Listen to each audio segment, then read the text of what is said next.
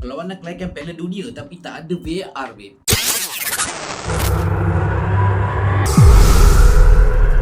Assalamualaikum, welcome back to Sora X Bola. Jarang-jarang aku dapat buat official untuk YT ni sebenarnya. Aku minta maaf kerana visual kau menarik, emotion punya pasal aku punya lighting pun dah rosak, dah pecah.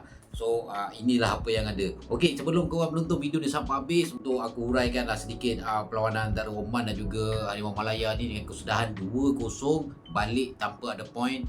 Korang jangan lupa subscribe dulu dan button notification jangan lupa on. So untuk terus support channel Sora X Bola. Alright. Game yang kuasa bukanlah game yang kita nak. Ada saingan, ada bagi tekanan juga pemain-pemain Harimau Malaya kepada pemain ataupun kepada pasukan Oman. Tapi sebelum perlawanan bermula sebenarnya, dalam sesi live aku di TT, aku ada mengatakan yang kerisauan sedikit lah dengan line up yang dikeluarkan. Kerisauan tu sebenarnya dekat posisi mana adalah posisi tengah kita.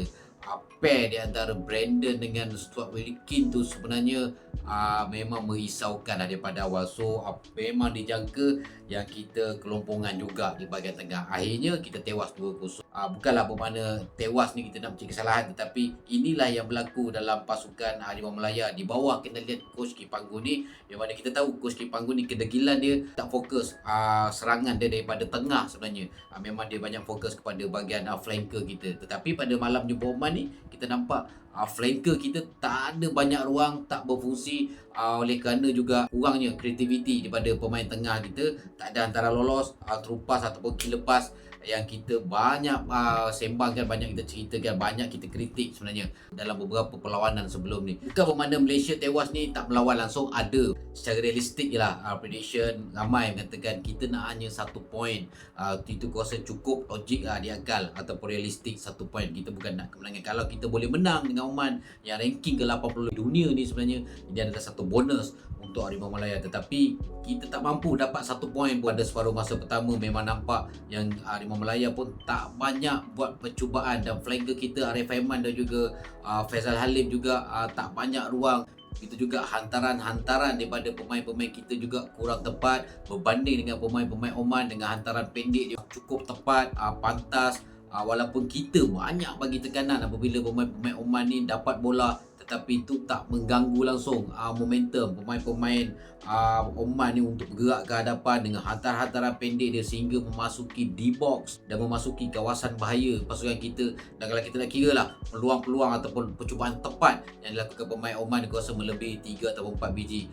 Itu pun kerana kecekapan daripada Syihan Azmi dan juga Dominic Tan membuat clear bola. Tetapi pasukan Oman memang nampak walaupun di Piala Asia dia tak perform, tetapi Oman tak mau kalah, all out nak buktikan kepada fanbase yang Oman layak untuk berada di ranking ke-80 dunia. Minit 21 aku rasa dah hadirlah percubaan bahaya daripada pasukan Oman dengan hantaran jauh, tetapi finishing yang kurang baik sebenarnya mensia-siakanlah peluang. Paruh masa pertama aku rasa didominasi adalah pasukan Oman dan pasukan kita banyak mengejar bola di kaki lawan.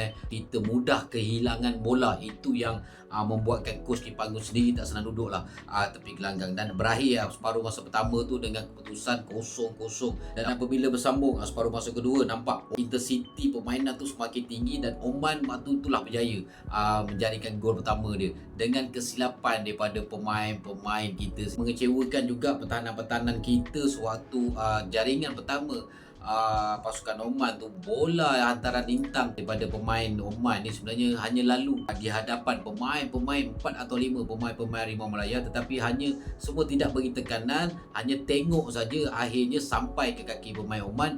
Dan dengan rembatan deras itu sebenarnya memang tak mampulah Syihan Azmi untuk menangkis bola tu. Dan ada respon baik daripada pemain-pemain Harimau Malaya. Ada peluang terbaik sebenarnya untuk samakan kedudukan. Sayangnya tandukan Kobin Ong tu selepas menerima hantaran Faizal Halim terkena palang dan tak dapatlah menghasilkan gol penyamaan. Itulah satu-satunya kuasa percubaan yang sangat baik daripada pemain-pemain Harimau Malaya. Dan selepas itu kuasa apabila Kipanggu sedar yang dia perlukan mencari gol untuk gol penyamaan sekurang-kurangnya, membuat pertukaran beberapa pemain, tambah sengat di bahagian serangan dengan kemasukan Henry Dos Santos, Akia Rashid dan juga Paulo Josue. Banyakkan lagi bola ke hadapan ataupun bahagian serangan Dan kemasukan Paulo Josue itu nampak impak positif apabila percubaan daripada Andy Dos Santos sampai ke kaki Paulo Josue dan berjaya menjaringkan gol waktu itu. Tapi gol tu sayangnya dikesan offside oleh pengadil. Ada kelemahan di pihak pengadil kerana kalau kita lihat jaringan yang dibatalkan tu, jaringan Paulo Josue itu, memang Paulo Josue berada dalam kedudukan offside. Sebelum Paulo Josue menyentuh bola itu, bola tu sudah berada di kaki pemain Oman untuk membuat clear ball, dan ketiadaan VAR tu sebenarnya yang mengganggu momentum juga gentar. Sekurang-kurangnya apabila ada gol penyamaan, itulah kekuatan Harimau Melaya sebenarnya untuk comeback, untuk mencari gol seterusnya. Malangnya gol tidak disahkan dan agak mengecewakan sikit lah sebenarnya, tak banyak lah sikit hujung permainan tu sebenarnya dengan gol kedua daripada pemain Oman tu di minit ke-88 membunuhlah moral pemain-pemain Harimau Melaya dan kedudukan 2-0 tu kekal.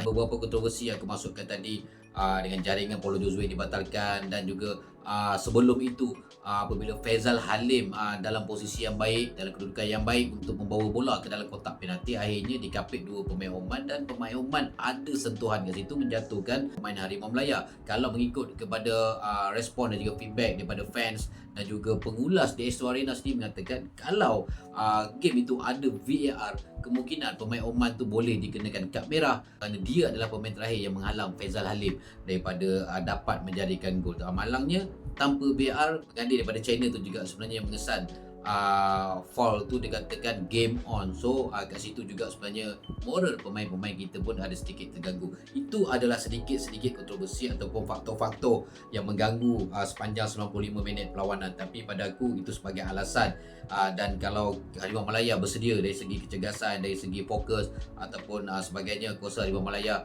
tak mustahil akan mengubah perlawanan, mengubah keputusan perlawanan. Dan aku tengok juga overall 95 minit perlawanan tu nampak bahagian pertahanan kita walaupun meletakkan 5 apabila bertahan, tetapi kita nampak sendiri Dion School agak struggle, banyak tewas dengan bola-bola hantaran lambung ataupun bola-bola yang dimainkan hantaran dekat, hantaran pendek dimainkan pemain-pemain Oman. Begitu juga dengan posisi di Kobin Ong, beberapa kali tewas dengan gelecekan, dengan hantar-hantaran daripada pemain-pemain Oman.